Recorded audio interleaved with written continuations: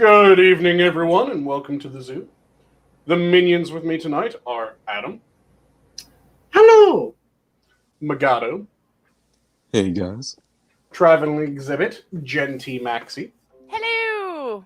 And, of course, I'm the keeper for the night, as it is a Wednesday, Sanguine. How are all of you doing tonight? Oh, well. Hey, happy March 10th day, right? Mario Day.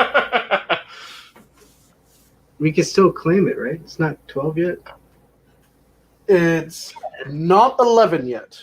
It's still in the 10, yeah. You know, at least Nintendo's probably one of the few companies that can still kind of say fuck you to China a little bit. I mean, they're still going to suck up because they're business people, but... Oh, no, they'll say fuck you 100%. Well, yeah, because they're kind of their own being. I mean, they They're kind of also say Japanese, so... I mean, they legit say fuck you to everybody else, too, but Yep. I stand with that because at least they're, you know... They're solid about it. Hey, God bless. The Japanese aren't very keen on apologizing or on the Chinese in general. I mean, shit. After World War II, I think their first prime minister, right after World War II, was one of the people that was involved in the rape of Nanking. And it was just the fuck Japan? Didn't bother. Their current prime minister, I think, is that guy's son. Yeah, they don't care. They give zero fucks. Yeah, we're gonna do our own shit. It's like when BLM tried to go after the Japanese, and the Japanese just, man, they went from 0 to fuck you, you're the reason why slavery should be reinstated in 0 seconds. Well, we'll see how well they do against the royal family now, too, you know, so. Mm-hmm. Yeah. God, there's that one too. You know what? I feel like Good Morning Britain doesn't realize what it is that they've really lost in peers. It's not a matter of me liking him or disliking him because I've never watched the show. I don't really give a shit about the dude personally. Mm-hmm. But half of their views were from hate watchers. So you know, him going isn't about them losing views from people who like him. They're going to lose views from people who are just going to be bored now. Mm-hmm. Like, that's kind of what he brought. Like, they'll be losing from both ends. Basically. You know, he's always been a hit and a miss. Nobody's ever really had him on anybody's side because, like, yeah, sometimes we don't agree with him all around the board. That's kind of why one of the things I respected about the dude is, like, yeah, there were some things I disagreed with him that he held strong on. Mm-hmm. But there were some things that I did agree with him on that I held strong on. That's respectable. That's a good thing to have. Yep. And no, I don't think Megan's telling the truth. I think what she's saying is either being taken out of context. I think it's absolutely being taken out of context. I'm not going to say what I think was said, but honestly, as somebody whose cousins are black, sorry, they are, I would have thought that the comment meant, like, maybe the child's going to look like you, and that would be adorable. Just saying.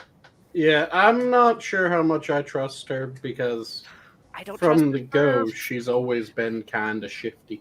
Well, she wants something that she can't have. Like, the thing is if she was looking to become a princess or a queen, she picked the wrong son.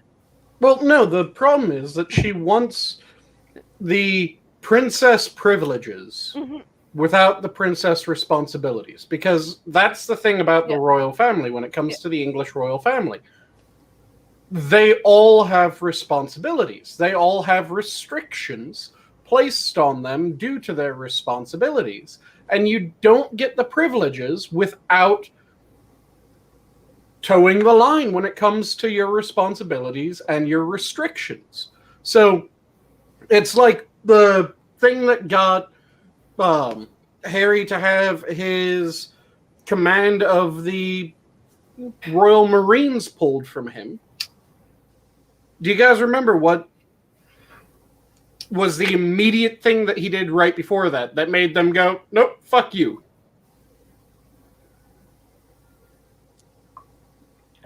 Anyone care to guess? No, what was that?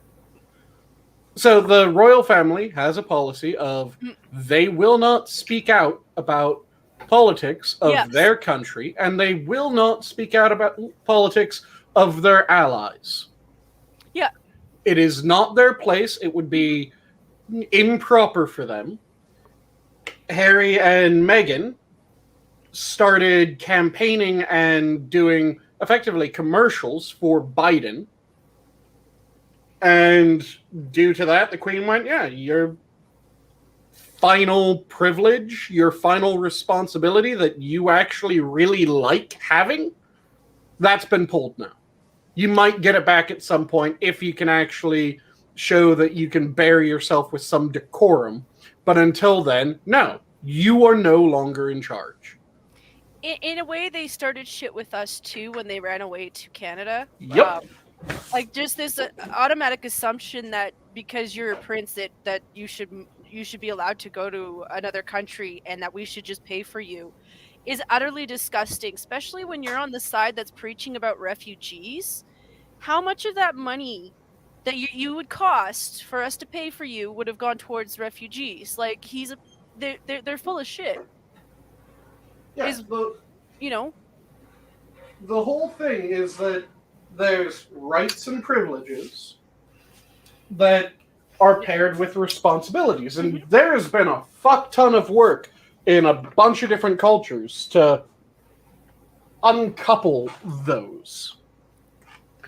But it used to be fairly common in pretty much every Western country. You had rights and privileges, and your rights and privileges were coupled to responsibilities. And this was done in a number of ways. So going back to one of the oldest, the way that you got a vote was you were paying taxes. The way that you got a vote shortly after that was you were paying taxes and you were eligible for draft.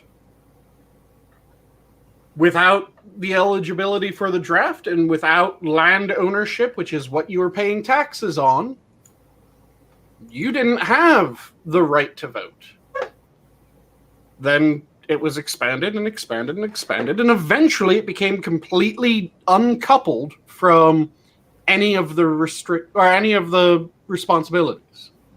So now there are people that don't have any worry about ever being drafted that can vote.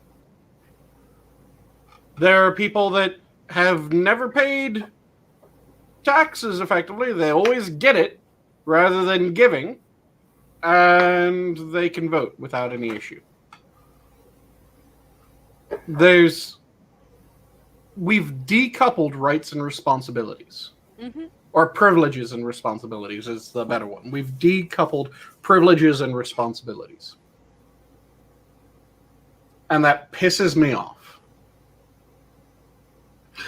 No, what do you think that is? Why do I think that is? Because people never really wanted to have to be responsible in order to get shit. No. Certain groups of people. Let me phrase it that way. And by certain groups, I don't mean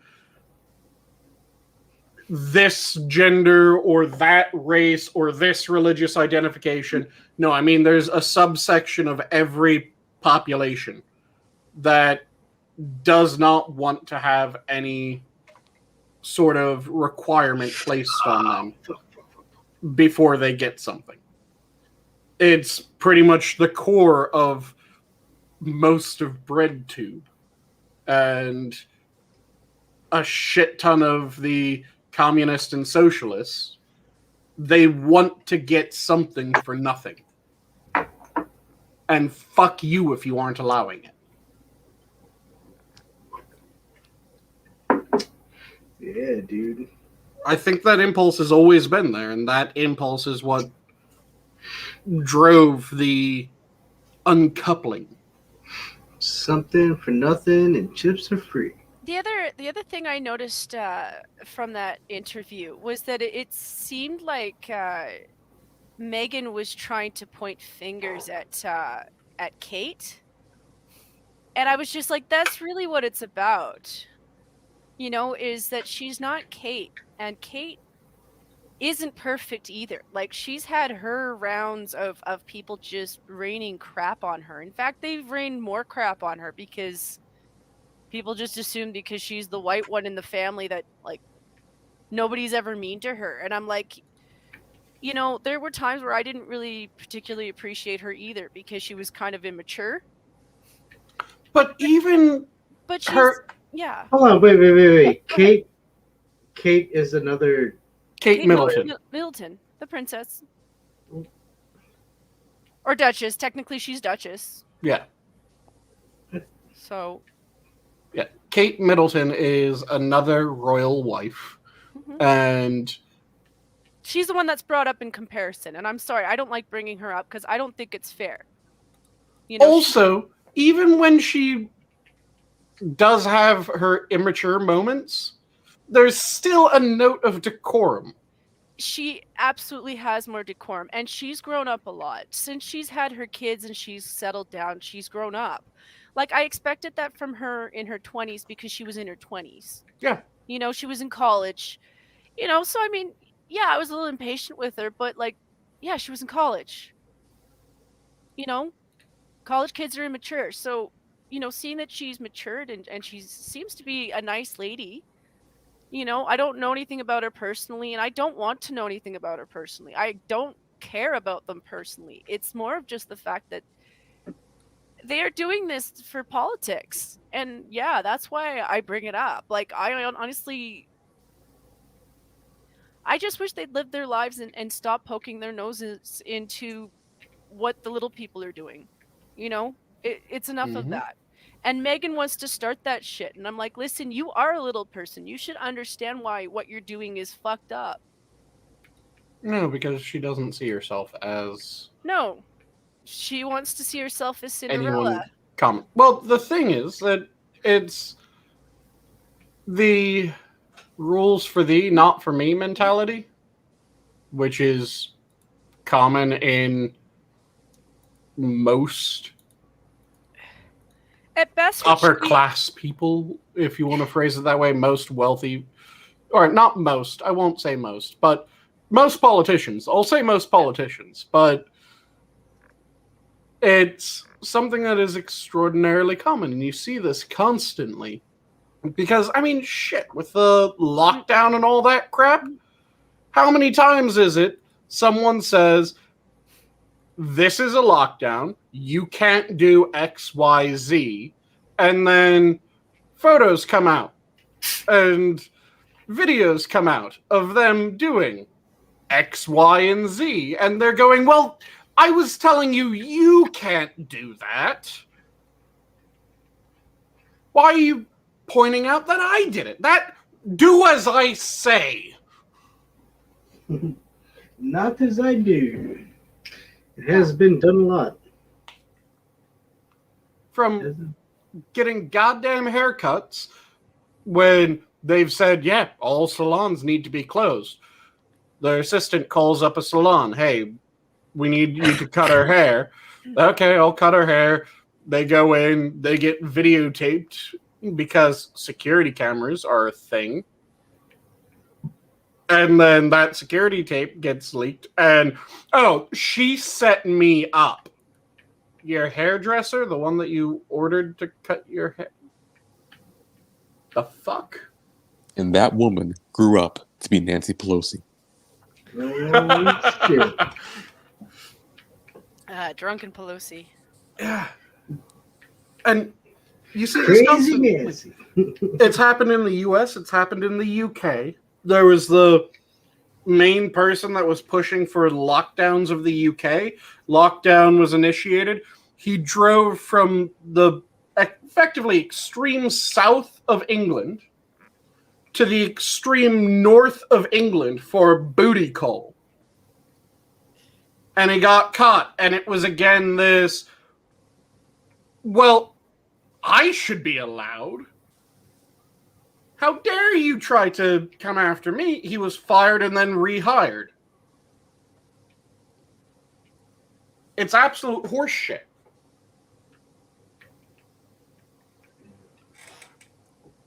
But this is something that has been slightly done to death. Do you guys want to move to a different topic, or do you guys want to pile in a bit more? We can move on at any time. I just wanted to get that out too, just because, like, yeah, I am. It's infuriating. Oh, it is infuriating because, like, she's lying about people that have really probably never done any harm to her. And don't get me wrong, like, I could see maybe Prince Philip saying something out of context, but I don't see him saying it out of maliciousness, you know? Out of the bunch that I could see saying something colorful, he would be the one. But even then, I don't see it as being in that context. Like I said, if he was saying something like that, it was meant to be like, I think that child is going to be adorable. Not as in like, oh, it's going to be a shame to the family. You know, like, for her to say something like that about his grandparents, and for him to sit there and let her do it. Mm-hmm. I'm sorry, if I was the Brits right now, I would wash my hands of the royals after the Queen. I'd just be like, you know what, just be done with the whole lot of them. You know, no offense to William, but set him free because he's not a bad guy. He's fine. But set them free and just do away with it because this is utter nonsense. And it's not about race. I think it's about attitude. Like, I think her attitude the entire time she's been there has been entitlement. And it's a shame because she could have used that position to do a lot of really nice things if she'd wanted to, if that was her motive, her real motive. Dude, she's an American actress. The attitude's gonna always be fucking shitty. Yeah. And that's the problem. And like I said, the issue at every point that she's butted heads with the Queen and the other royals has been, I want this privilege without this responsibility. And the response has been, no. Yeah. You can... I want to wear this tiara. No, that's the tiara of an entirely different royal family. You cannot wear that tiara in your wedding. That's one of the things that you cannot do. But I want to. I don't give a shit if you want to. Dude, she sat there fucking bitching about not knowing the anthem of the fucking nation that she's marrying into. Like, the royal family that she's marrying into. She couldn't be bothered to learn the fucking theme song for these fucking people. Like, whatever, dude. What a dumb cunt. Yeah. I mean, seriously, you would think that you would want to know about the country that you're moving to. Like, I guess by default, I do know more because it's kind of, I mean, we do learn a little bit more about Britain than probably you guys do, just because we're Commonwealth. Yeah, because you have the Queen on your money. And I do remember having to hail the Queen up until I was 6. It's just, my memory of my childhood is very fuzzy because it was boring. Yeah. Now imagine you're marrying into somebody who's part of the royal family. And maybe you need to learn a little bit more about the shit that goes on. I'm just saying, Harry, there was absolutely a happy native girl in Alberta who would have happily have gone home with you, who would have been a person of color and not treated your grandmother like shit. And she would have been hot too. Oh, yeah, I know some pretty decent looking native girls in Alberta. They're not bad, you know? Hold on. I don't mean that way, but just saying. I think I remember seeing her saying something like, talking about the Queen, like she's like your grandmother, like she's like your grandmother who's, you know. I respect you're just hanging her. out. I respect her in that way, but no. Well, no. I mean, it's not even of your bloodline, your grandmother. So you can't even have. Well, that. if you marry into a family, then she becomes your like a grandmother. It's But you don't go into the Queen of England acting like, oh yeah, she's my grandmother, that I'm gonna fucking go over there and have some pancakes and waffles and fucking, it's all good in the neighborhood. We're gonna like, what the fuck are you talking, dude? This is. She probably could, which What? is the thing. She probably could. That's the sad thing. Is like the Queen. My understanding from the interviews is the Queen at first adored her, thought she was a really nice girl. Like, no, that's an extreme. I could understand like a handshake, but the way she was describing it, where she was like, "Oh yeah, I knew it was like my grandmother. Where, we just go over there and like have hash browns and shit." It's like, no, no. This is the Queen of England. This is not your grandmother. Like it's like an entirely different person. Yeah, sweetheart. Like she has an entire staff dedicated just to her one breakfast every day. Not only that, but you're not gonna treat you're not gonna interact with this person the same way. And the idea that you're gonna do that is fucking naive. And the idea that you could sit there and be like, oh yeah, well that's I should be able to do that. Well, no. Now you're being fucking like, get the fuck out of here. You would think that you would just be at your best manners. Like even if you didn't grow up knowing the type of level of manners that you should have with that lady, you would still be doing your best to try to at least cover for what you don't know. Well, yeah, act like it. I mean, that's shit. basically it. Like your basic manners would just be like as tight as you could get it, and you would try to relax after a while. I don't think she's that like. My understanding is she's not that scary. Like she's a little scary, but she's not that scary. I've never met her. I'm just talking about people who've had interviews with her or like interacted with her a lot. But with like the Queen. Yeah, like interviews with people who Who cares? Once you bump fists with the Queen, then after that you're like, all right, we're done. Like shit. Basically. You're just like honored for life. You're like, oh, that's cool. How if you have a small window that you have to interact with this person, and all this like, but then you're gonna bitch about it and like, oh man, I didn't understand that I had to do all this shit. It's like, well, what? Oh, that's fucking retarded, dude. It's stupid. Why are we talking about this? What is? We're talking. Oh, go ahead. Oh no, I was just gonna joke and say, could you imagine if she'd picked any other prince? Like, yeah. And yes, Mr. Yes, the letters of patent issued by King George V in 1917 did limit the royal family and who was not allowed to use the designation of prince or princess to the main patrilineal line. And it is the main patrilineal line down to the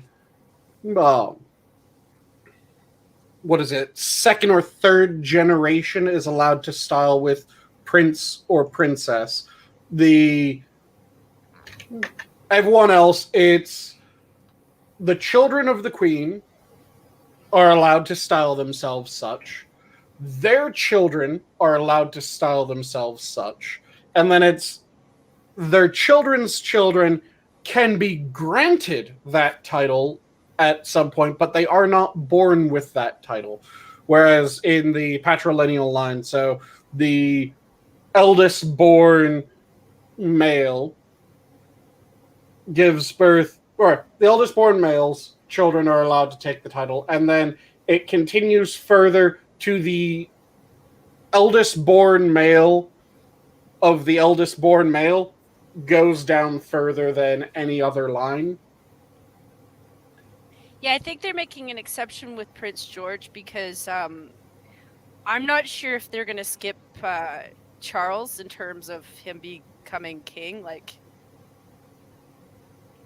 that's still kind of up in air as far as I'm aware. I think she's holding out for him to die, to be quite frank. I don't know. Man. Old ladies are crazy, so go ahead. What I want to know is why we still have kings and queens in 2021. Man, this is supposed to be like cyberpunk, but it's like 1700. It's because we decided, why are we spending money on this? Why are we spending? We should be spending it on that. And tech fucking stalled out in a large part because we weren't devoting as much effort to it. And also, so this is something that I thought about at work, and I wanted to run it past a few people before I just said it out loud. But I'm going to say it out loud, despite wanting to run it past a few people first. When it comes to tech development naturally slows down as it continues. And probably the easiest way to explain why would be likening it to those that watch the show every night or watch every Wednesday. You remember a couple weeks ago, was it last week or the week? No, I think it was 2 weeks ago, when I was carving the ring and I just had my camera on and there's the pile of cast off from my roughing out of the ring shape. When I start woodworking, when I start carving something, I'm able to take a lot of wood off very quickly because it takes a bit to get to the area where I might be threatening to damage what I'm actually trying to carve. So I'm able to rough it out, and the roughs are very deep cuts. But as I'm getting closer to the shape that I want, I have to take less wood off and less wood off until eventually I'm having to go at it with sandpaper in order to reshape it, rather than with a chisel or a knife or any sort of implement meant to take a fair bit of wood off.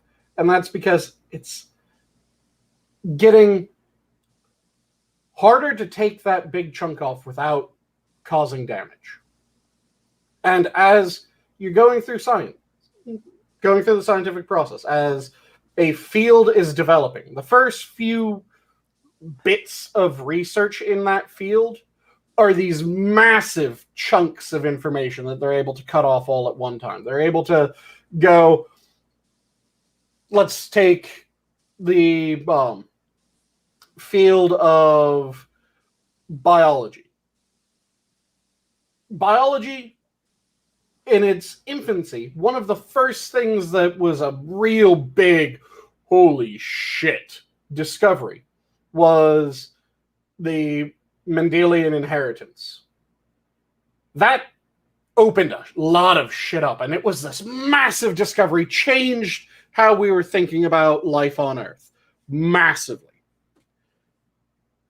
And then we get other big bits of research, Darwin and the theory of evolution, and it just are these massive ideas that completely change the course of the field. As the field goes on, it ends up with those big things that can be solved and lead to big results are all kind of sorted out in the field. Now, it's possible that another one will arise and it will most likely cause a splinter of the field, and it will open up an entire new branch. But as you're going, you're getting still very important, profound discoveries being made. But they're being made in ever smaller areas. So you end up with less apparently being done, but it's not really less is being done. It's just it takes so much more in order to get to the point where you get that next discovery. Because all the easy stuff has been done, and now it's getting harder and harder and harder in order to dive into something, and you'll need better equipment in order to do certain bits of research. So you have a higher threshold in order to actually be able to do the research, which limits the number of people that are able to do it. And then you also have the educational issues, but that's entirely another matter. So it's like carving something, because the first few things are able to come out large and you're able to work quickly. And then as you get further along, everything slows down and you're still making changes, but they're much more fine changes. Does that make sense to anyone, or do I need to completely rework that? Yeah, that makes sense. Okay. I don't know. Do you think you could repeat Adam. the whole thing that you said? Adam, this is my first night in like a year. See, I thought you were talking about woodworking, and then you went into biology, and I was like stuck looking up these photos that my mom took of these carvings that my dad made, and I'm gonna see if I can show those. Well, I did start talking about woodworking because it was the concrete example, and I just realized I had shown people that were on the stream with me the night that I was carving the ring what the ring looks like now before staining, but I didn't show everyone else. So let me quickly show those that were watching me carve it live on stream what it ends up looking like.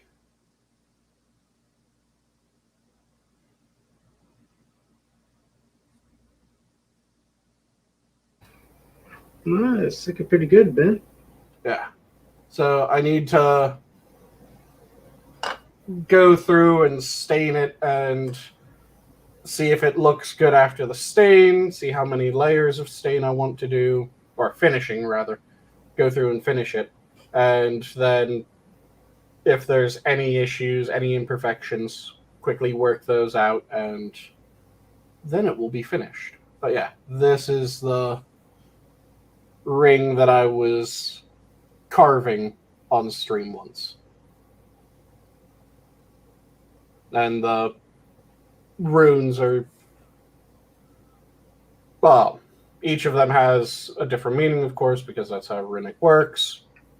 So I have Uruz on this side, which is the one that kind of looks like a very jagged N, which is the rune of the Auroch. And then I have on the far side from the Uruz the rune Yeda, which is also a rune of wealth. The two in between are rune, or Uruz is a rune of strength. It's the rune of the Auroch. The third one is the THUR, if I remember correctly, and the second one is Algis. At least if I'm remembering all the names correctly. I always confuse two of them.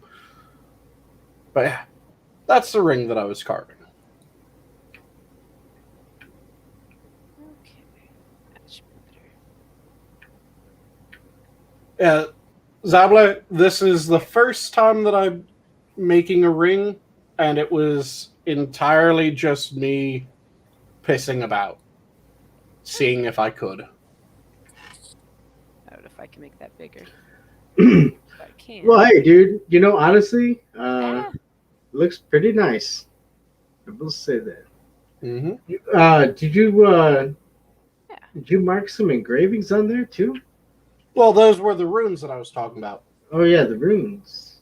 Yeah, I carved 4 runes into the face of it. I've got a couple I can. And as I said, the first of them was Uruz. They're all Elderfall Arc runes. And let me quickly just make sure that I was saying the middle two as the correct runes. Yep, the one that looked like an arrow was Tirvas. The one that looked like a Y with another little bit was in fact Algis. So yeah, Uru's is the rune of the Auroch, which was this massive breed of cow that the Germanic tribes during the times of Rome would capture these massive cows, then whip them up into a frenzy and release them on the lines of their enemies. And Roman records describe them as being damn near the size of elephants.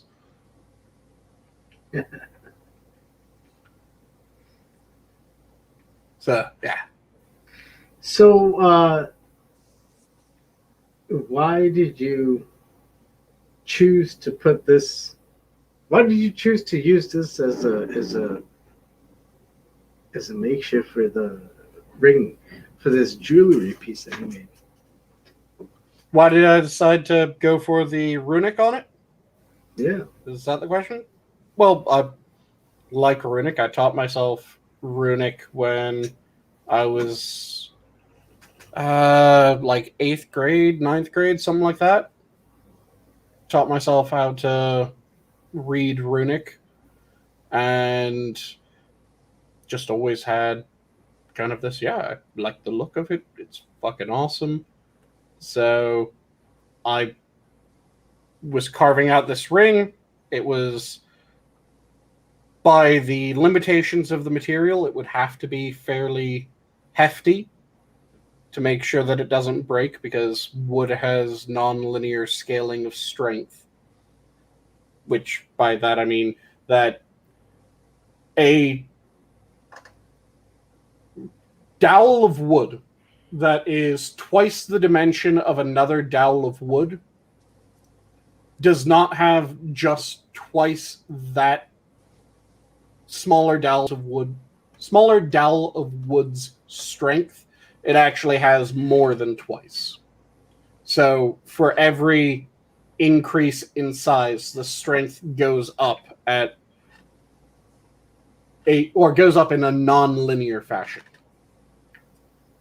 And it kind of accelerates. It's almost exponential, but it's exponential with a limit. I gotcha. So it goes up almost exponentially for a point and then kind of levels off.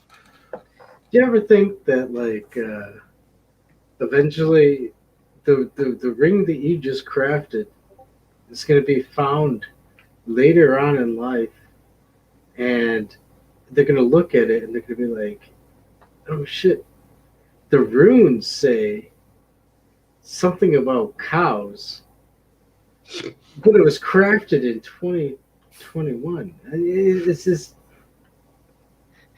Considering that it's made out of wood, it won't survive long enough to have it be a... What the hell? This is completely in... I don't know, man. Come on, man. Never say never on that one. But, yeah, like I said, each of the runes has a different meaning. There's Auroch, then Algis is elk. It's also protection, like a shield. THUR is literally the rune of THUR. And then Yera is wealth / a year / good harvest.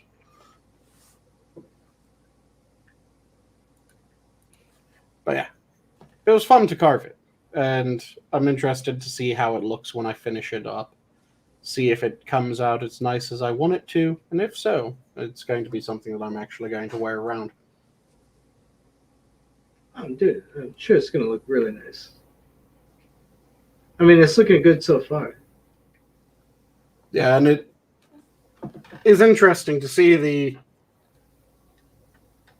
progression of the woodworking that I've done thus far, because I did the letter opener that I made first, and it's decent. It's really simple. Here, let me just... so that everyone can see what I'm talking about.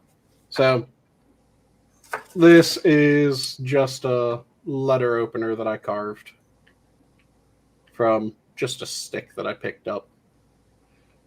Yeah, and it also has 3 of the same runes. It has Uruz, Tirvas, and Algis. Then the next one that I did was just the simple not work relief. And then I did the full 3D not work. And then after that I did the ring. So I'm still just dicking around, seeing what I can do. But those are the 4 works that I've done thus far. Well, they look pretty cool. That's pretty much what my dad's been doing since he retired. Like, he's just gone from one kind of hobby to the next, and he kind of really fell into carving a lot. Like, he's really kind of taken to using it to really express himself. Mm-hmm. So like between the fish, and he's got plaques, and he made a couple of oars, and my mom sent me the wrong picture because he's got this otter oar that I was gonna send a photo of to Polly, but she sent me the one of the wolf, which is still really cool. Like he's always had this weird idea that his spirit animal is either a frog or it's a wolf. 2 very different animals. I know, right? But it would be like saying my spirit animal is either like sometimes a North American turkey I know, right? or a peregrine falcon. My mom teases him about it too. It's like sometimes you're howling and sometimes you're croaking. But no, he's always been kind of into that kind of thing, and he really likes Native American style art, and it's probably cultural appropriation, but I don't doubt that if he did a blood test, he definitely has more Native American blood in him than Elizabeth Warren. So so eat it. There are very few people that don't in North America have more Native American blood than with Elizabeth Warren. Yeah, I can't claim that because I'm adopted, so like I'm not claiming that on my behalf because I definitely don't have that, but it's one of those things where he has done blood tests, and my dad's never talked about stuff like that. Like, he'll hold secrets all the time just because he likes to. He just likes to pull shit out of his pocket out of nowhere. He's like, yeah, I did this test once, and you're just like, okay. Nice. Yeah. I love that about him, but like it's unpredictable. Mm-hmm. So this does kind of bring up one thing that I did want to ask about during the stream, and this is to the 3 of you, to our viewers, and I've also asked it in one of the Discords for us, and that is, I'm thinking of trying to change things up about how I do my show a little bit. So I'm curious, what are the things that you guys enjoy? What are the things that you guys want more of? What are the things that every time that it comes up, you're going, oh God, Sanguine, not now? Do let me know. I might ignore what you say, but it will give me information on to inform how I decide to change the show. Because I might ignore what you say. Yeah, I might. I'm just being completely upfront. I'm not going to completely surrender my operation of the show to a vote from the masses. But I'd be interested in finding out what people think. So that if it's something that I'm going, yeah, this is kind of one of the ideas that I was going towards in my head, and people are going, yeah, this is something that we want more of, then that seems like a better suggestion. But if someone's like, yeah, I really hate when you talk about science or food, That's going to be ignored. Just Damn. letting you know. Damn it. I don't dislike the science or that kind of stuff. It's just my brain will shut off if I don't understand what's being talked about. It just does that. Mm-hmm. And I know it's dumb, and I try to fix that because I'm like, well, hey, I'm learning about something new, but I know that it's going through one ear and out the other. I've learned that if you really want to teach me something, you have to make me do it, because that way the noodle has to go through my body before it exits. This is why anytime that I know I'm going to do a fairly science-heavy talk, I desperately want someone who is a complete layman when it comes to it. Mm-hmm. So if I go too far into the Spurg hole, they're able to go, okay, what the fuck did you just say? What does that mean? And I'm able to go, oh, okay. Here's the explanation for this. Does that make sense? Yeah, absolutely. You know, but yeah, I meant what I said though. Like it's legit my theory on how I learn. So taking science, I don't know if you guys got to do fun shit like this in the US. I suspect you did because your budget was sometimes better. But my favorite thing to do was the egg toss. And the egg toss was an engineering science project where you had to design something to protect an egg from falling off a roof. I was like, this is the kind of science I really liked because it was hands-on. It explained what it was doing. You had to do math to do it a little bit. And you got to make stuff. And we don't really do that anymore because kids blow stuff up. Yeah, it's one of the major problems that I have with how science is taught in the educational system. It is far too much just rote memorization and more a history of science rather than science. Mm-hmm. What we need to do is we need to get people to be hands-on again and don't just do the acceleration of gravity is 9.8 meters per second per second. Yeah. No, you don't do that. What you do is you go, okay, so what are some ways that you guys would be able to test? Go to the children that are too young to know. If you drop a penny and a bowling ball, which one falls faster? Mm-hmm. Go to the children that are too young to know, well, they fall at the same time. Gravity. And have them actually go through the process and develop an experiment with them and then show them so that there's a way that they not only have the information that acceleration of gravity is 9.81 meters per second, but they now have the, oh yeah, I remember that. Mm-hmm. I did that shit. Yeah. Do the what weighs more, a pound of concrete or a pound of feathers? They both weigh a pound. You can demonstrate that. It's really simple. Now, don't be a real son of a bitch, at least when they're real young, and do the what weighs more, pound of gold or pound of feathers. Because children that young are a bit too young to understand Avoirdupois versus Troy. And for anyone that doesn't know what I just said, the standard weighing of objects is done in Avoirdupois pounds. It's the way that the ounces, pounds, and all that are broken up. Precious metals are done in Troy. And they have a different number of ounces per pound. So, if you're talking Troy versus Avoirdupois, a pound of Avoirdupois is not a pound of Troy.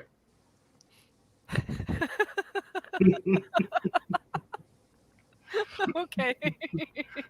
Yeah, it's something that most people don't know, but it's one of my favorite fucking weird things. It just sounds fun to say. Yeah. Attaboy and Troy. But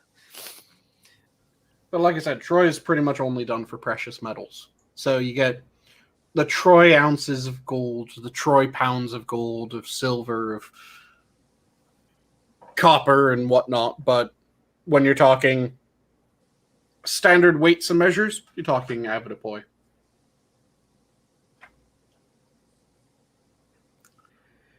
In fairness, women use science to blind people.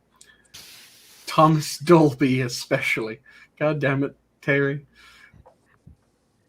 Not all people are going around blinding people with science. Listen, those women are very slim pickings, because we all know that women in games don't really have titties, right? So Well, the real issue is that you have to do some weird science in order to make them real. and women don't really get the mind bending skills until they get the titties. So And I hope everyone understood what the references just made there.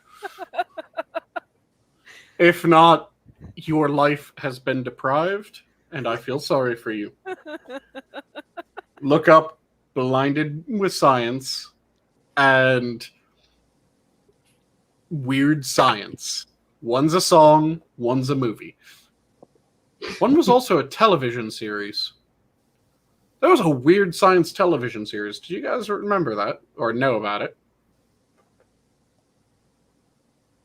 I'm sorry, Sanguine. I was born in the year 2000. you are You young son of a bitch. Yo, for real? I Dude? feel for you, man. I feel for you. I was born only 10 years earlier. It's not even like it's that bad. It's just there's moments where when I think about what it'd be like to be your age, and I'm just like, no. Yeah, it's bad. It's bad.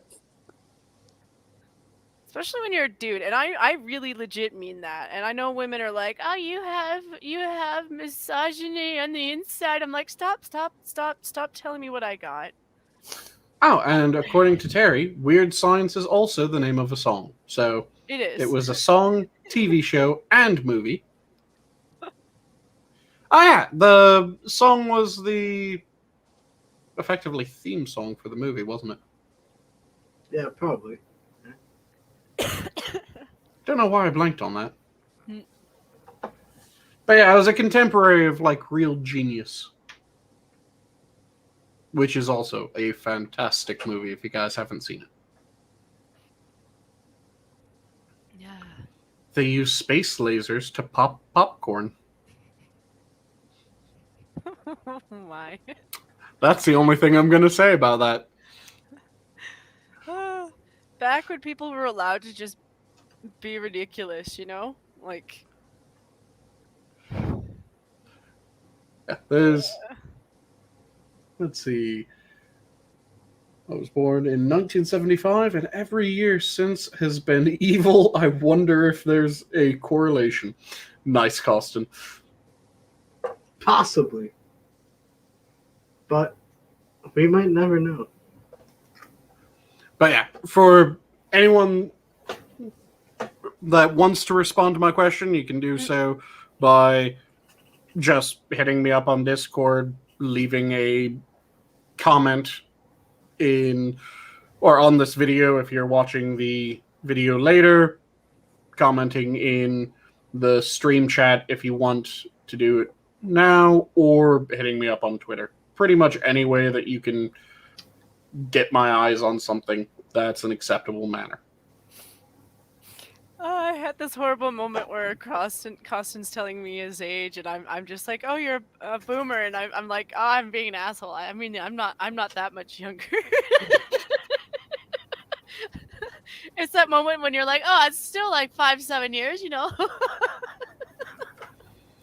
See, the problem is, I was born in 90, but I reference shit well before when I was born. Yeah.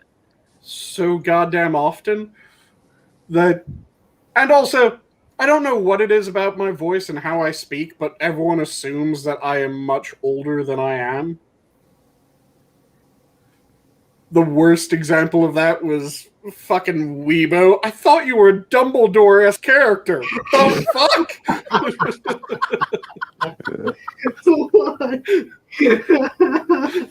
Yeah, when Weibo found out how old I was, she said that she thought I was a Dumbledore-esque character. She didn't realize that I was as young as I was.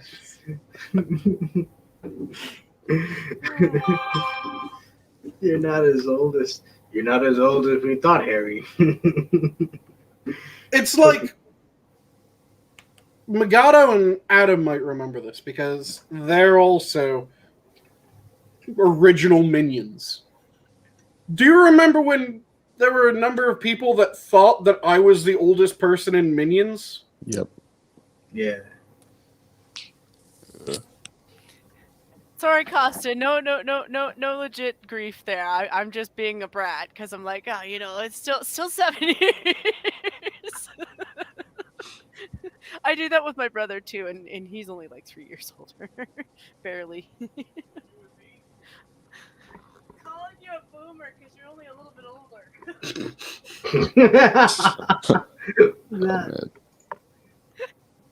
He's like, don't do that. Boomer.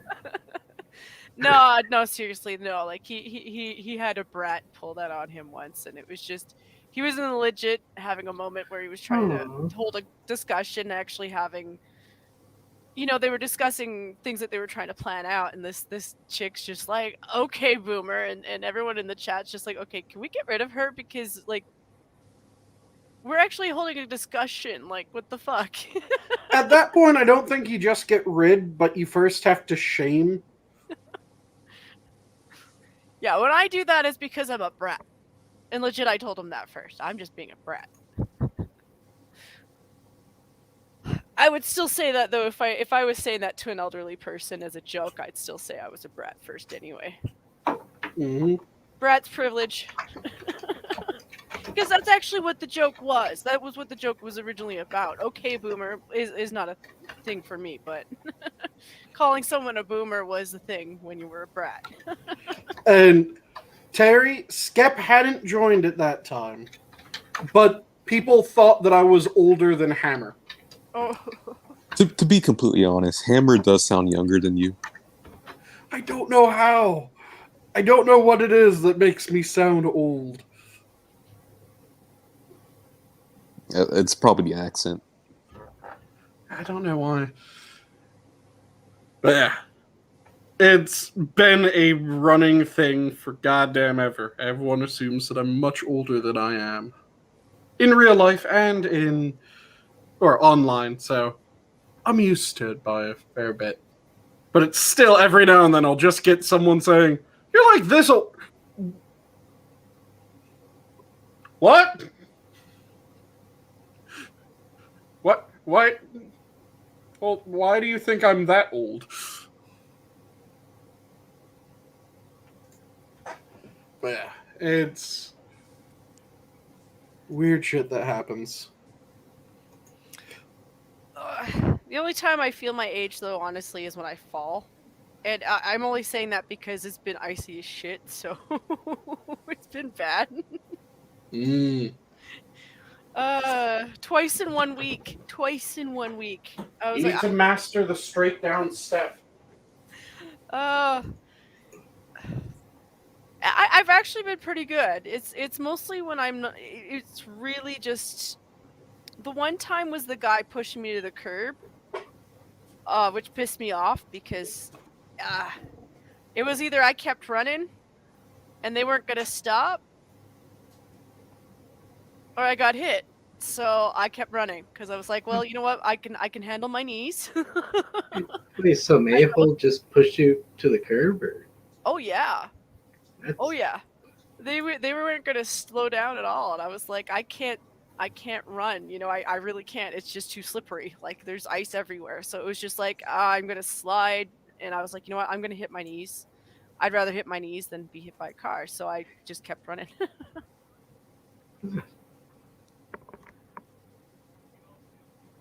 See, like I said, you need to master the straight down step. Yeah. And then you just have to fear inclines.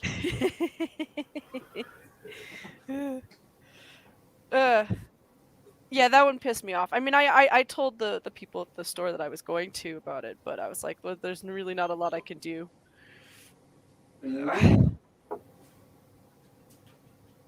But oh, and because I've mentioned science earlier, and I also mentioned that I will ignore people that say don't talk about food, because fuck that. I'm going to talk about food at points.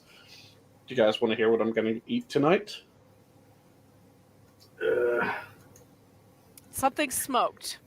Dude, I want to, but at the same end, it's like I haven't eaten anything all day, and that's just gonna hurt me. But yeah, let's go ahead. Tonight, Let's fucking ride it up, man. Going to have a New York strip steak that I'm Good. about to throw into a nice hot cast iron skillet, so it gets a beautiful bit of crust from those lovely Maillards taking place on the surface. By the way, for those playing at home, yes, drink. And then I'm also preparing some potato croquettes with it. I have 4 potato croquettes that are stuffed with some red Leicester cheese, which will be absolutely beautiful.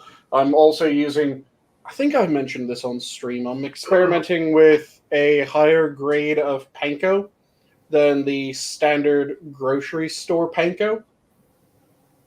So, wait, standard grocery store Panko? What is yes. that? So, Panko breadcrumb is a very specific type of breadcrumb. Here, I actually have... And they got a standard at regular grocery store stuff? Most grocery stores have Panko in their breadcrumb aisle.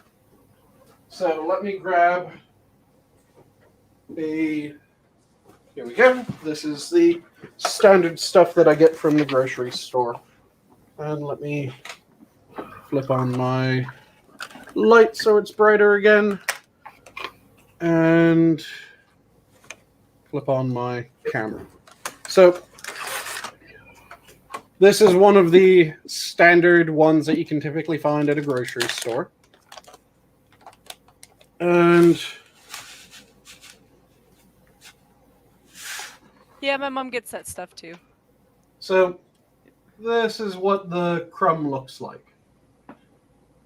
This one's not as bad as some of the standard grocery store ones because some of them are almost rounded. This still has fairly roughened edges, but it's rather short bits of it, right? Yeah, my mom uses that one for her schnitzel or for like other breaded stuff. Yeah, Panko. Yeah. What do you guys? What is it used for? Like a breading, like a coating type of thing? Yeah, it's used to coat pretty much any fried food, and it has special attributes effectively when it comes to being used as breading for frying. The main one that is nice is it makes the food less greasy. Mm-hmm. Because Panko has a very interesting structure to it. Let me grab the higher grade Panko that I have. So, is it like would it be like a breading for like a chicken or fish? Mm-hmm. Or like yep, you can do fried chicken with Panko breading. Now, Okay. allow me to explain for a second. Oh. Adam, white people use panko on fried chicken. I will have Wait, you that's know. what they use? I will have you No. know that as a child growing up, I had a paper bag full of all the bread ends that we had to save, and every week I had They to call beat it the shit out of that thing. panko. Yeah. No, I had to make we had to help make breadcrumbs. So It was part of our chores, so we had to beat the hell of it with a mallet. It was fun.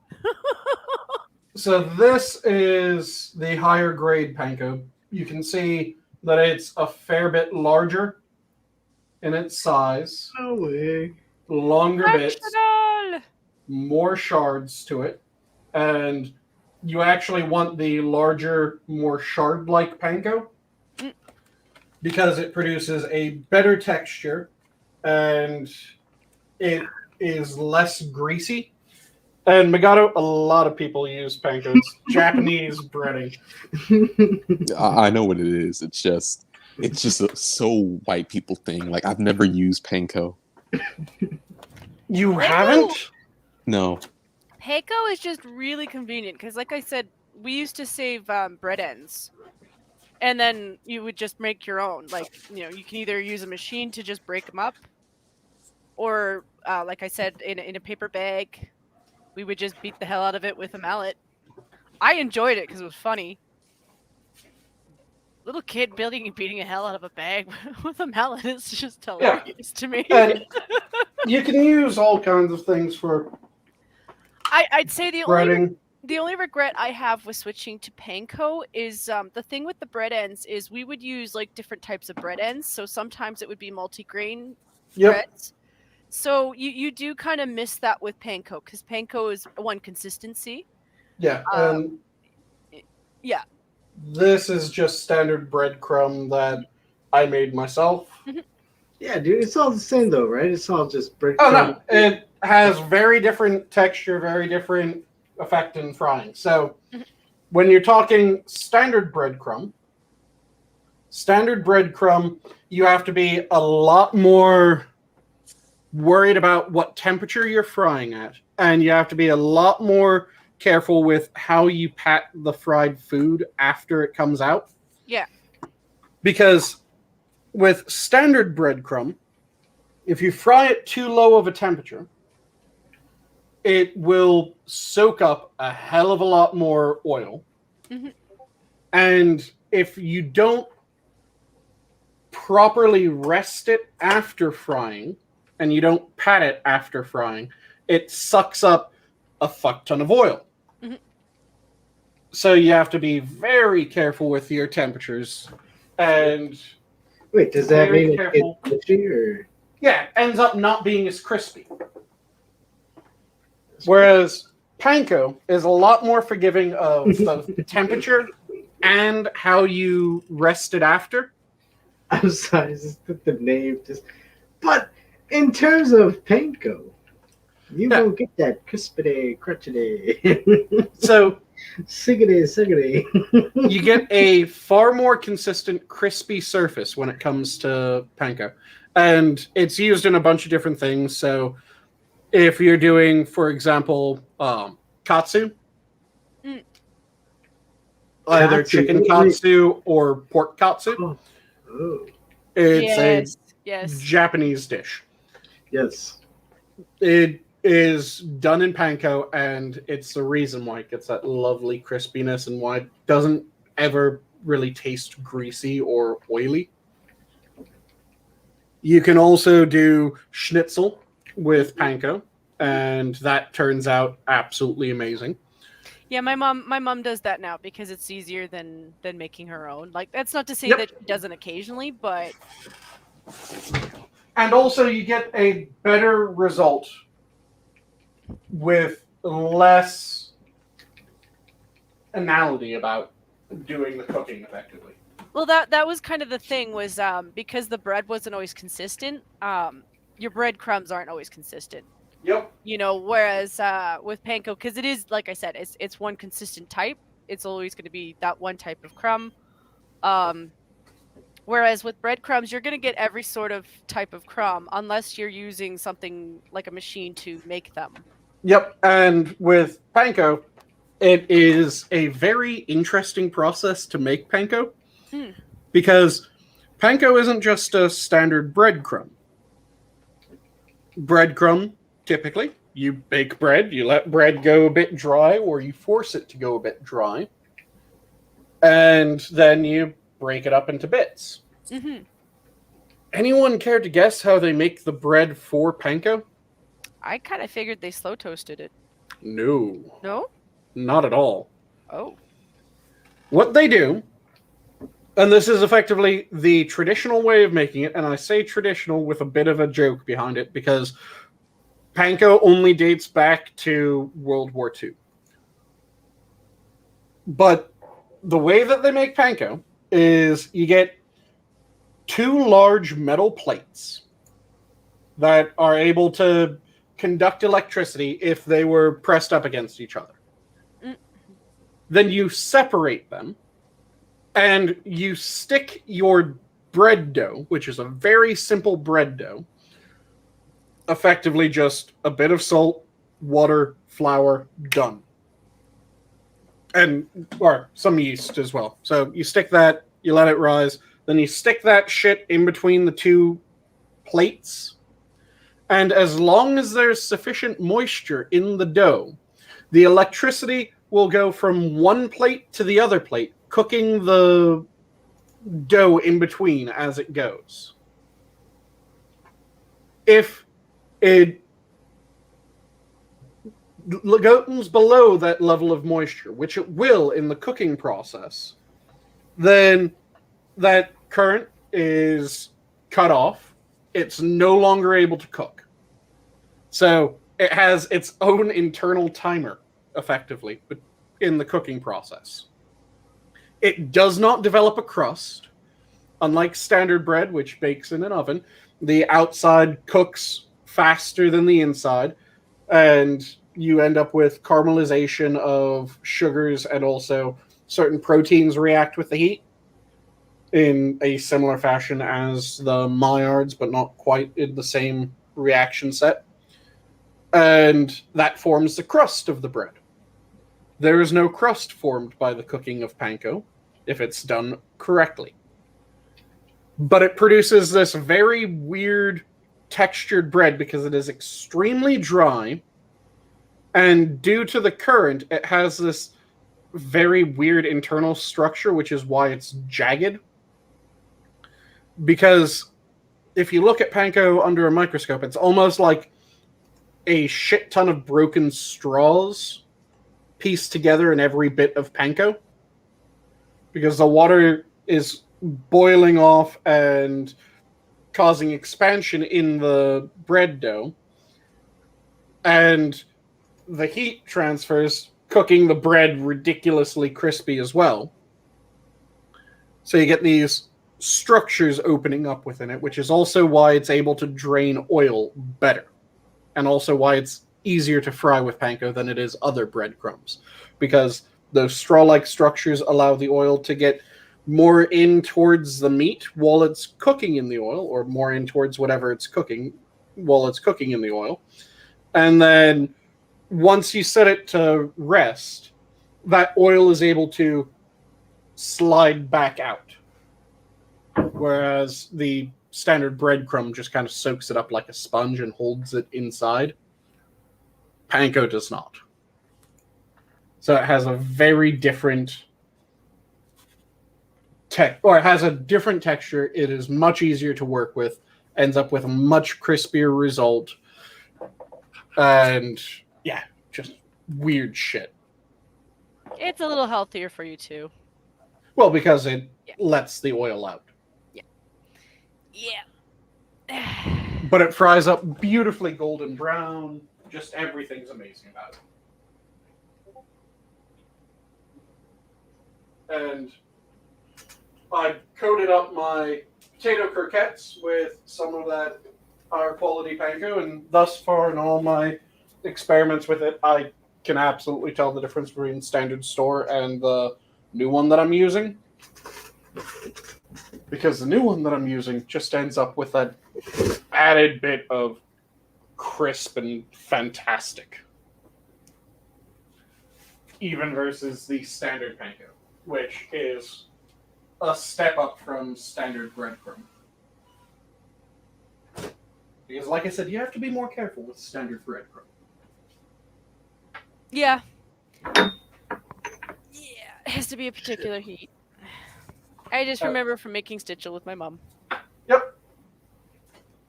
Yeah, you need a particular heat. You need to make sure that you dry it properly afterwards. And if you do all that, you'll have an amazing fried bit. Panko makes it a lot easier. Yeah. And you can use it for a bunch of other shit that you'd use standard breadcrumb for as well. So, if you're one of the people that mixes it into meatballs, you can use panko in your meatballs, and it works there. You can use it in meatloaf. It works there. You can use it in Salisbury steak. It works there. Salisbury steak. Yep. You can use it all kinds of places. You know what I always wanted to try? I always wanted to try a meatloaf. I've never had a meatloaf. Are you Really? serious? Yeah. Wow. You poor deprived child. Or not. You know, I say that, but not every parent knows how to make a good meatloaf. I've had some bad ones before. Maybe we're not all privileged. No, it's just not everybody's parent knows how to cook, and that's just a fact. Whoa, hey. I'm not calling out your mom. I mean, your mom might cook different things entirely.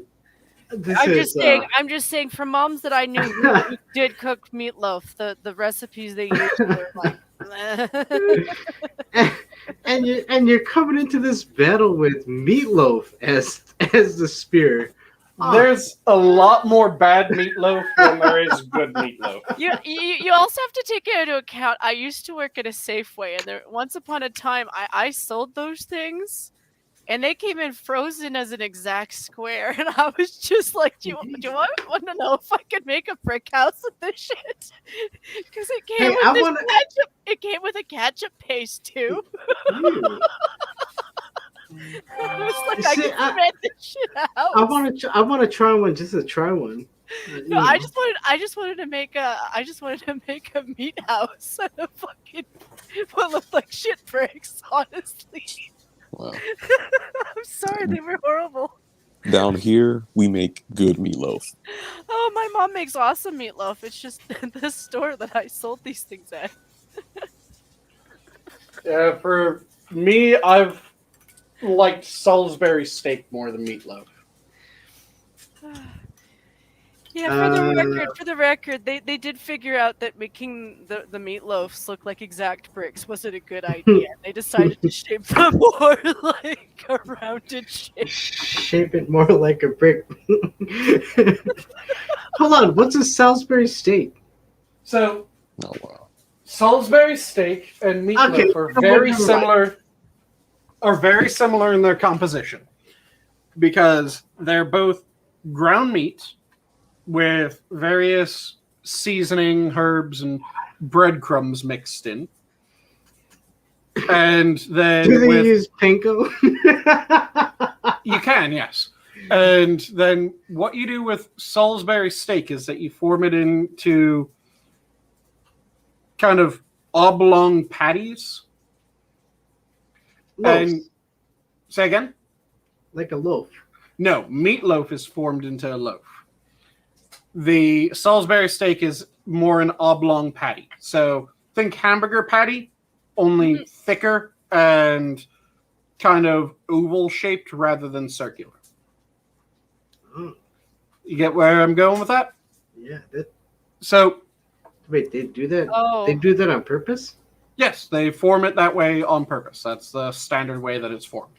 Then what you do is you can grill up those patties, you can fry up those patties, you can do a bunch of different things. The standard way is to fry up the patties. Let them get beautifully browned on each side so you get those flavor compounds. It's amazing. Then you have...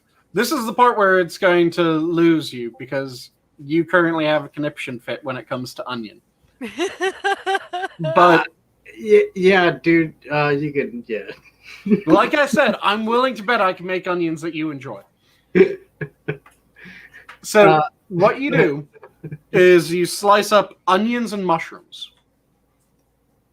And you really cook down the onions and mushrooms so that they're beautifully caramelized, a lot of deep flavor to that, while the meat is sitting on a plate outside of the skillet. Once the onions and mushrooms are cooked down enough, You put the meat back in, and then you add in some beef stock, maybe a bit of wine or a bit of beer, something like that. And you start cooking down the sauce, making this mushroom onion gravy deliciousness that just helps cook the meat through the rest of the way, flavors everything, and then you serve that up with like some mashed potatoes or some rice, spoon that gravy over top after thickening it up, and that's Salisbury steak. And it's disgusting. You have only had bad Salisbury steak then. Hold on, I'm. You know what? I'm with him because the broth that you juice over. Yeah, I don't know, dude. That just.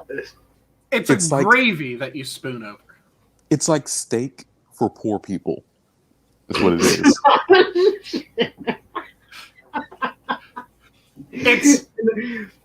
It's meatloaf that actually has caramelization on all the faces. It's like the steak wasn't juicy enough, so we gotta juice over and some. It's like the steak wasn't juicy enough, so we had to take some ground beef and form a steak-like substance. This coming from the person who was talking about how much he loves meatloaf. It's the same fucking thing. Only difference is that the Salisbury steak has the lovely searing on all sides, whereas hold on. So would that be like don't they have like an Italian beef that also has like a broth or juice that they dip like the sandwich in or something like that? Dip sandwich, yeah. Isn't that a thing? Well, there's a French one and there's an Italian one, but Yeah, you have the French dip and you have the Italian dip. yeah, but that's a different thing. Like that's a completely different. Yeah, that's sliced. Yeah, It's sliced. And it's that's also a roast. yeah. It's also a jus that you're dipping it in, which is unthickened beef drippings and deliciousness. I don't know, man. You've had Adam, a meatball. Hold on, before, right? you've hit me. I haven't had any food today, and I'm riding on a bowl. I'm high and I'm starving. This all sounds good right now.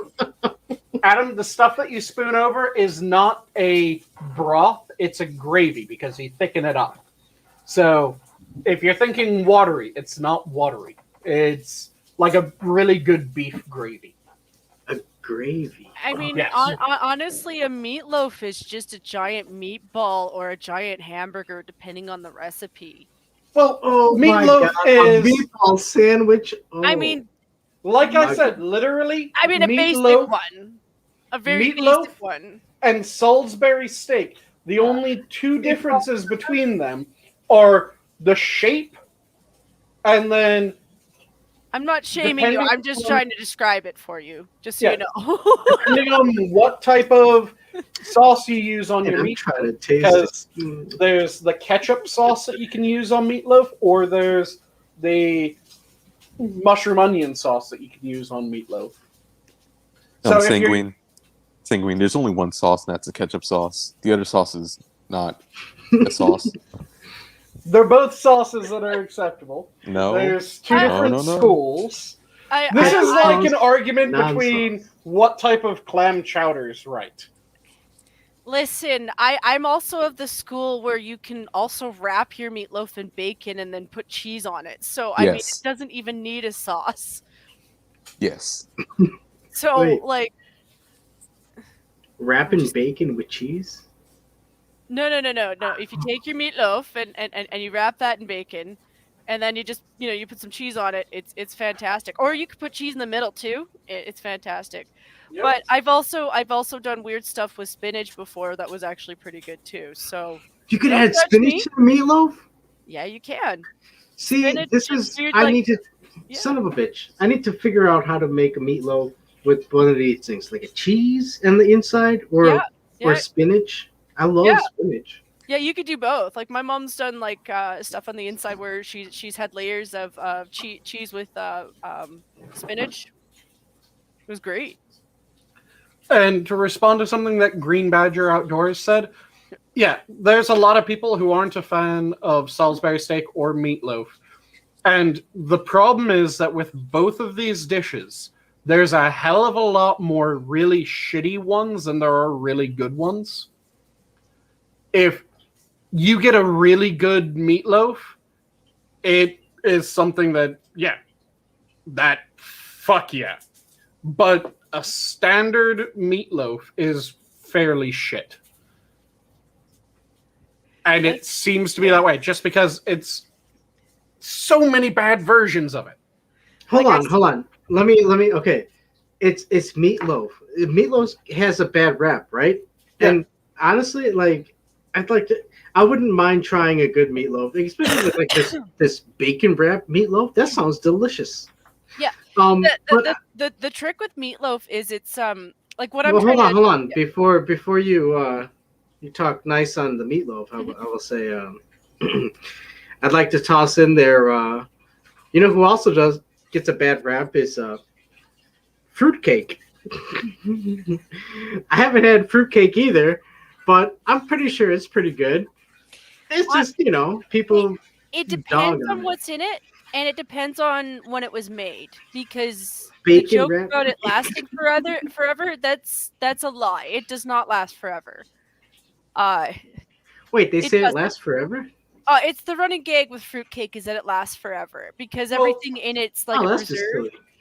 The full running joke of fruitcake is that there's only ever one fruitcake ever made, and it's still just going around in circulation. It's the same one. That'd be funny though, dude. We should. You know what? We should make the everlasting fucking fruitcake. But it's like every meal though. There's versions of it where someone does it right, and you're like, that's actually pretty good. And then you get the stuff at the store, and you're like, why the hell does this stuff exist? It's just that's all there is to it. It's just how fresh it is, how fresh the ingredients were, how much they're banking on it being a preservative. Because the thing is there are a lot of preservative fruits in there. Well, hold on. Honestly, I'm imagining it's a shortcake with a bunch of like cherries and pineapple. Not really. It's a more moist cake. It's more of a bundt cake. More of a bundt cake, kind of moist. The thing is that a lot of fruit. It's moist once you start letting it soak in alcohols, because that's typically what. But there's no onions, right? No, it's all fruit. Oh, well, then. It's all fruit. It's all dried fruit. Yeah, I really got into eating a bread called Stollen bread because my mom's Austrian, so she gets a little bit of the German kick out of it, and it's a really nice. It's a German thing. Oh yeah. Yeah, Stollen bread is effectively the bread version of Stollen cake. Stollen cake is the German version of fruit cake. Wait, is it the Yule log? No, that's different. But it's it is a little bit similar because it does have dried fruit in it. It just doesn't have it's not the same quantity at all, and the bread the dough's different. Because it is more of a bready dough, but it's got marzipan in the middle. Marzipan? Yeah, it's almond paste. And, and then they dust it in it's powdered sugar. It's just really nice. And it keeps for a good while. But I got naughty with it and made French toast with it. Nice. Oh my God, was that good? You made French toast? Oh yeah, I sure did. Well, I know you guys know who Samuel is, so I was rubbing it in because he was complaining that he's got too much Stollen bread because he lives in France, you know. Mm-hmm. So I guess he gets a lot of it. And I was like, listen, man, I made French toast with mine, and he was like, fuck you, Jen. See, I don't think that you're allowed to call it French toast at that point. I think it should be Alsace and Lorraine toast.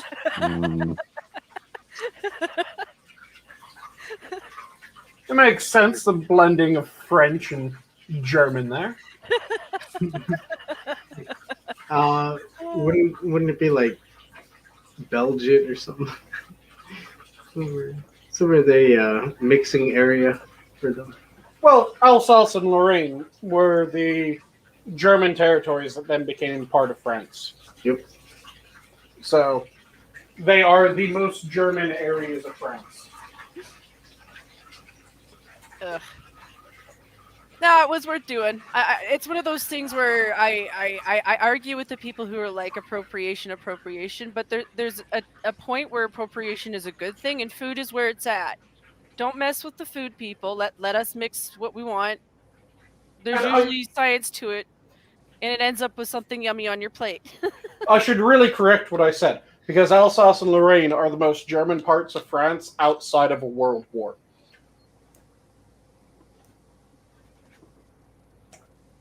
I'm just going to leave that one there. Oh. I wasn't going to go that deep into it, but I like my little joke. Look, all I'm saying is that when you lose to the same country 3 times in a row, you should cease to be a country. That's 3 strikes and you're out. You're now part of that country that just invaded you 3 times. Yeah, there should be some like stipulations or something. Yeah.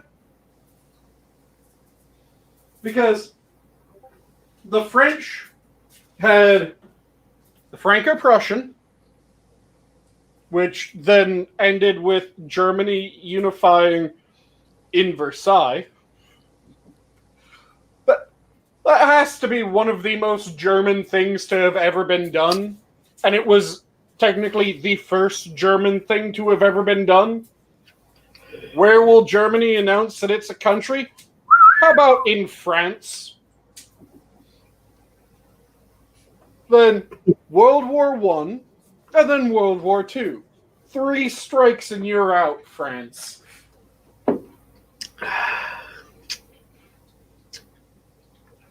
Hey, can we really say that it started with their French Revolution? The first strike. Well, that was effectively the Franco-Prussian happened in the middle of the French Revolution. They got the ball rolling on their fucking bullshit. It was functionally what led to Napoleon. Yep.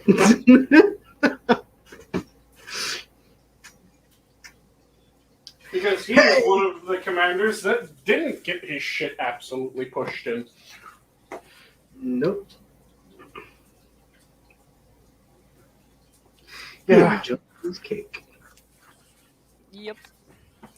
Oh Lord. So hey, you said you had 2 things you wanted to talk about on the show this evening. So one of them has already been covered. That was the let me know what you like, what you don't like, and what you want to see more of and less of, which may or may not be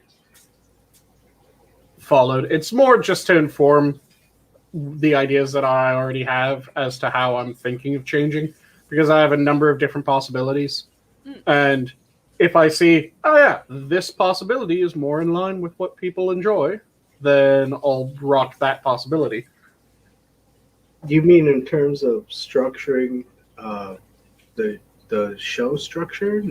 Just trying to make the Wednesday stream be more unique, rather than it being just something that could happen on pretty much any Keeper's Day. Kind of like how Inquisitor's stream has a very This is Inquisitor's stream feel. Well, between the painting and the conversation and all that. How would you say that? Is it just based on him painting, or is it on the topics that he brings up? It's kind of all the above. It's the general vibe of the stream. So, do you think you're gonna start doing a painting stream, or? Nah, don't have that talent, and I'm not gonna steal his shtick. I'm just trying to figure out what I could do in order to make it more uniquely. This is the Sanguine stream for the night, effectively. Sanguine's night, rather. Not Sanguine's stream, but Sanguine's night. You know, to be honest, I wouldn't be. I mean, personally, I wouldn't be offed by having 2 nights of people talking about topics that I enjoy listening to. So, quiz talking on Monday about tabletop gaming and PC gaming and all that. And then you on Wednesday talking about the same. It's not too bad of a thing, isn't it? Yeah, but I don't want to steal his shtick, and also that would then kind of decrease the uniqueness of both his and mine. I want to have a unique feel. I want it to be something that it's not just, well, yeah, you could tune in on this night and get this, or you could tune in on this night or this night and get this. I mean, I want it to be two different opinions. An idea that might be similar but a little different is on nights when you're still cooking, present your meal at the end of the show, because we're always kind of interested in how it turns out, but do it safely. I mean, don't mess up your meal because you're eating, but that would always be kind of an interesting shtick, because everyone's kind of interested in how it turns out and what it looks like, and I always take tips where I can get them. Mm-hmm. And it is also it's a nice how do you say, like a like a progressive view, like a movement to see you start at the beginning of the stream and then going and progressing and carrying out through and completing your meal. It's nice to see that and to join you on your journey as you cook the meal. Mm-hmm. Well, I might be able to show a fair portion of my meal. I still have a couple things that I need to prep up, but they're coming along nicely. I currently have the steak in my cast iron, and I'm frying up the 4th of the croquettes. So I'll be able to show all 4 croquettes here in a moment. Yeah, it was a little simple with my meal tonight. I mean, don't get me wrong, it was delicious, and it was a little bit naughty because I had butter and there was some bacon involved, but just asparagus cooked in butter with 2 eggs and 2 things of bacon. Like pieces of bacon. It was good. See, like I said, I'm having the croquettes. I'm going to mix up a quick little sauce to dip them in, which is going to be a combo of garlic aioli and a really good mustard. Then, because I went for the very English cheese, those seem like they would pair really well with the red Leicester. Then I have the steak, of course, which is just getting seared up on all its sides now. Should be a beautiful medium rare. And then I'm going to have a large salad with a homemade vinaigrette.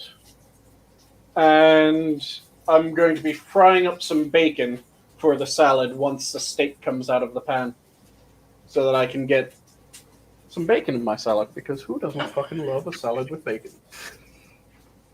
Dude, who doesn't want bacon in their salad? Exactly. Vegans. Who? Vegans don't count as people. I know, right? You are what you eat. Cannibals are the only real people. That's how it works, right? I was watching some poor dude who's under the attention of vegan gains, and I was just like, you know what, bro? Just ignore him. You're better off. All he's gonna do is talk for a million hours about fallacies. The only word he will use every 10 minutes. Well, not even 10 minutes. It's like every 5 seconds is fallacy. That's the only word he knows. He also and- knows debate me.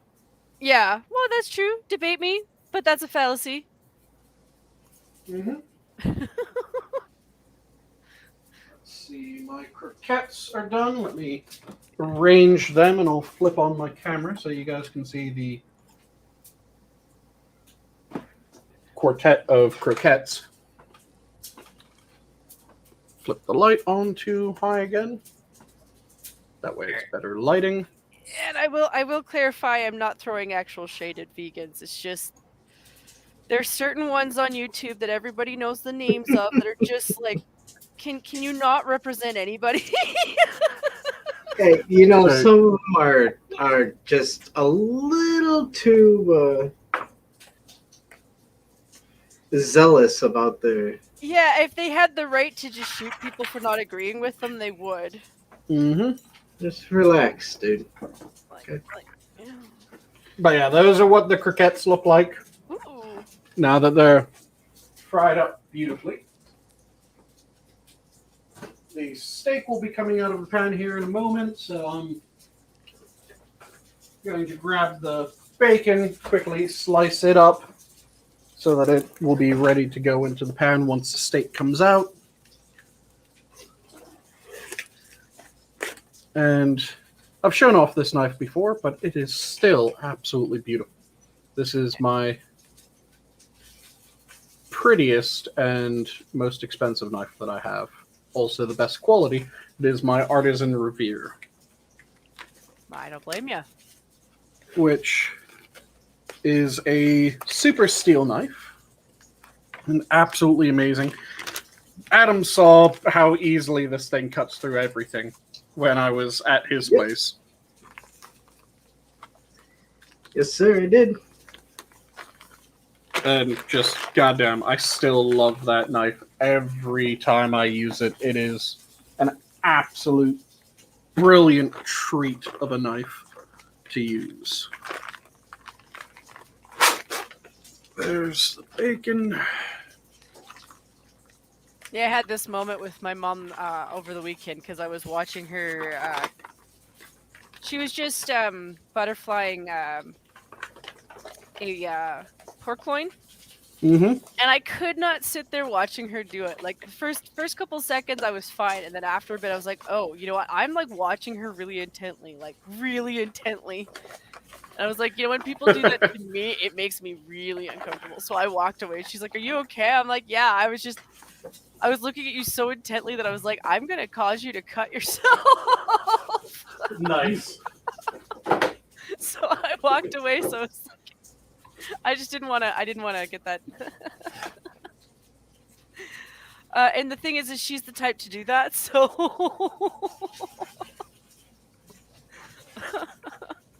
I was like, no, I'm not gonna watch. She's actually a really good cook. It's just one of those things where I don't think she really likes it when people watch her, like, because it's not judging. She knows that, but you know, she's just like, don't. Yep. And some people just don't want to have an audience, you know. Yeah, pretty much. Yeah, that I've never been bothered by people watching me cook. Some stuff she's okay with, but other things she, you know, I can tell when she doesn't look comfortable with something, and it's just like, yeah, I'm gonna walk away. At least when it's something pointy and sharp, yeah, I'll walk away. See, I think part of the reason why I've never been bothered by people watching me cook is I am the designated cook most of the time when I'm hanging out with people. So if people don't come in and watch me and talk to me while I'm cooking, then for the time period that I'm cooking, I'm just standing in someone's kitchen alone. See, I'm the type to ask to offer to help, just because like helping is also a way to learn too. Yep. And it's really just as long as you demonstrate the length of what you want cut, I pretty much know how to do everything. The only thing I had problems with is legit working in grocery stores. The knives that they give you are all standard size, and so my hands are tiny. Like I have small hands, and it took me watching Gordon Ramsay to realize that like how grocery stores run is really kind of messed up. Like I understand it's a money thing, but like you can get cheap knives that fit people. And you can do that and standardize it. I'm like, most of the people that work there have small to medium-sized hands. And you know that by the gloves that they sell.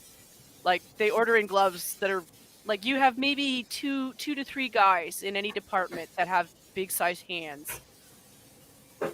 And you have these gorilla-sized handled knives. And so they make you wear pip gloves because they're afraid that you're going to cut yourself. I'm like, if I had the right knife that actually fit my hand, the fear of me cutting myself would go down like at least 70%. And there's the steak that just came out of the cast iron. Ooh. Beautiful crust on that son of a bitch. So that's just going to be resting on the plate. That one was dry brined for about 4 days. Which, dry brining, if you haven't done it to your meat before, start dry brining your meat. You will thank me. It's very delicious. It just kind of dials up all the flavors. Beautifully salted throughout. When you dry brine, it's amazing. If you want to taste some go blecky tippy, go ahead and dry brine your steak. Oh, bam. It's a historical joke, and that did not land at all. Oh, man. I think for the dipping sauce for my croquettes, I'm going to use some hot German mustard. I have to admit, Sanguine is the only dude I know who can say croquette without sounding gay.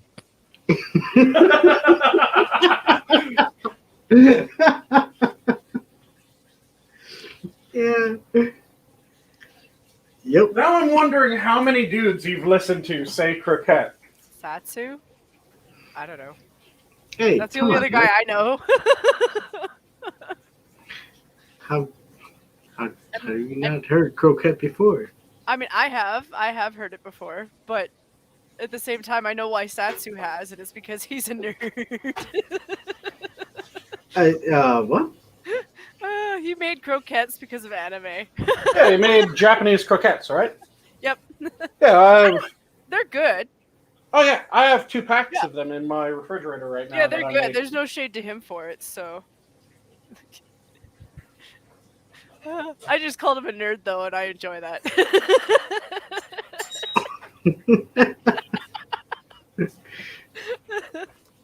I just wish I could do it with Piccolo's voice. But mustard in, then I just need the aioli. I need to mix those 2 together in order to get the right consistency and flavor throughout. Actually, I think I might end up making my own at some point, because I did purchase potatoes with that in mind. Oh, they're stupid simple. Yeah. And you can do them either insanely simple the entire way through, or you can do them more complex. Yeah. So, like, if you want a more complex way of doing them, you could do what I did with the batch that I have in my refrigerator right now, which were the ones that I made last week, where I got top sirloin steaks, and I hand minced the sirloin steaks into ground beef. Yeah, if I could afford to do that. I mean, I would probably do something similar, but with like a lower grade meat. Oh yeah, you can do eye round. Just get some suet as well if you're doing eye round. That way you can chop some suet in. Because eye round has very little intramuscular fat. So if you don't add in something like suet, you'll end up with a very dry ground beef, which no one wants a dry ground beef.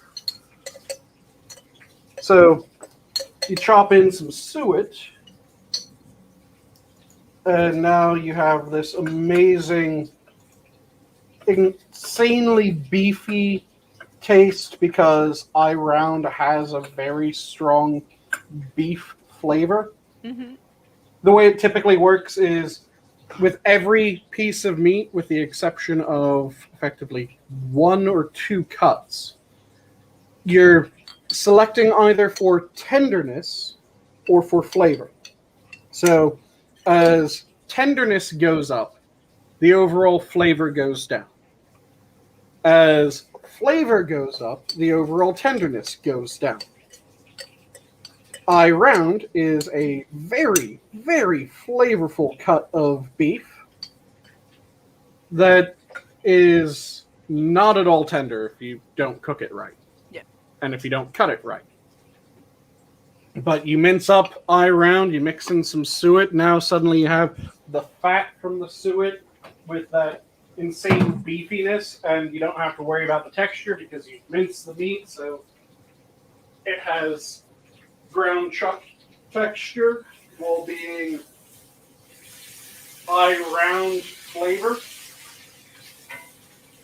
So it's a beautiful fucking combination that you can make really easy. Mm-hmm.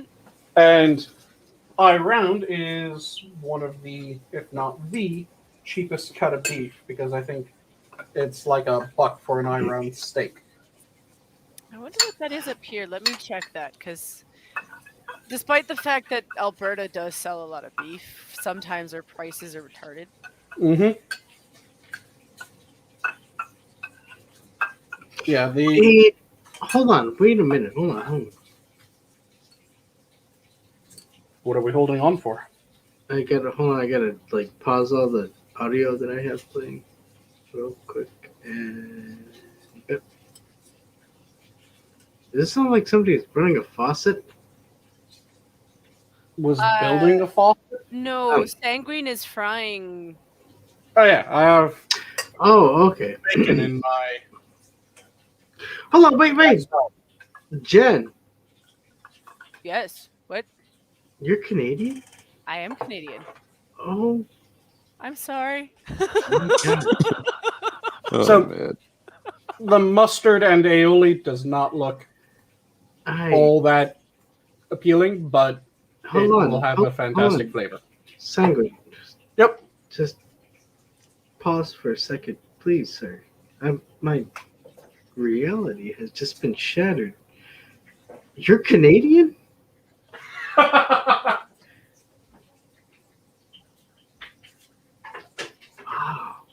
Did you confuse her and Serenity Star? Wait, Serenity Star? Who's Serenity Star? Another Star 13. minion who is on stream fairly often. I don't know if I've ever really chatted with her. You've interacted with her before. Have I? Yeah. I think on the server she's currently Cthulhu Star. No, nothing wrong with it. Just, damn, it's another Canuck. At least this one I don't need to get into translator for like I do Eeyore. Oh, fucking, yeah, well, yeah. She's never kicked off into her native language and just started going, I. Which, to be perfectly fair, I'm not so much if it's Eeyore is Canadian or if he's just a circus seal. It could go either way. Well, it's... he probably hails from one of those far-off lands, You can't harp on him for that. Well, that might be the type of circus seal that he is, a harp seal. But yes, so it is about that time for us to close out the show. Like I said, I can't quite show off all my meal because I still have the salad to quickly whip up once the bacon's done frying. But yeah, the Yeah, that looks good. croquettes, and here, let me pop into one of these. That's the inside. Molten cheese and potato with a crispy outside.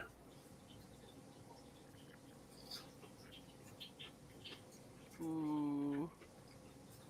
That is absolutely amazing. Jeez.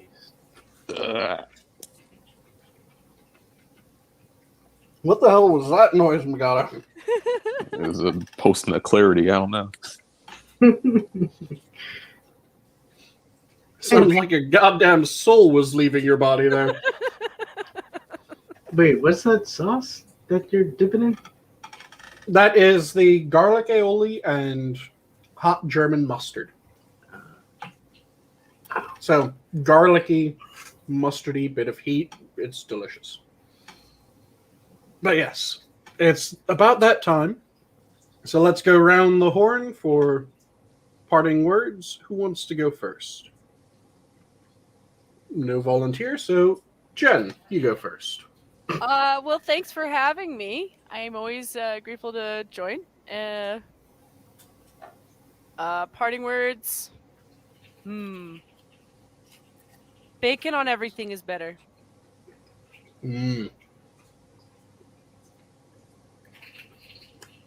Let's go Adam next.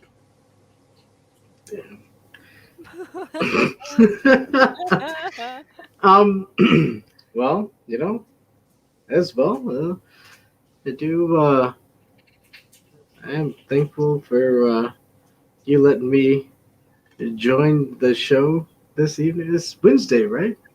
Yep. Mm-hmm. Okay. Yeah, you gotta be mindful. It's trying times. Let's just say that. But I do want to say I'm always thankful for hanging out on the Minions at the zoo. Always good having you, man. Love you guys. And you know what? God bless, and I love y'all. God bless America. Sorry. So that leaves Rooting for that, Jen. Nice. Sorry. Megato. I just want to thanks you guys for having me on. Always It's- good having you. Don't be as rare as you've been. Yeah, I'm not. Yeah, dude. I wasn't able to come on as much this last year due to college stuff. It was, well, now it is my last year, Oh. and I just wanted to come on tonight at least once. Like you guys are my family, Mm-hmm. Maybe the start of more appearances, or possibly. nice. Well, hopefully you had fun, and I didn't talk too much, because escape from college at this point would be something I would understand. Yeah, Even I'm if just it's getting his my first- associates, so it's not really a big deal. But yeah, Sometimes they look like they're portraying them as like they're worse than they are, but at the same time, though, I don't really know. It's a step in the right direction, nonetheless, Yeah. regardless of anything, because an associate's is better than never going for one. And also, depending on the field, they can be really useful. and some parting words. Always remember to dip your balls in sauce. Very nice. And now it's up to me, so I'll end with my standard of if you're passionate about something, make sure that you devour it, don't let it devour you, which is why you'll never see a croquette eat me. And with that, have a good night all. The zoo is closed. Bye! Everybody.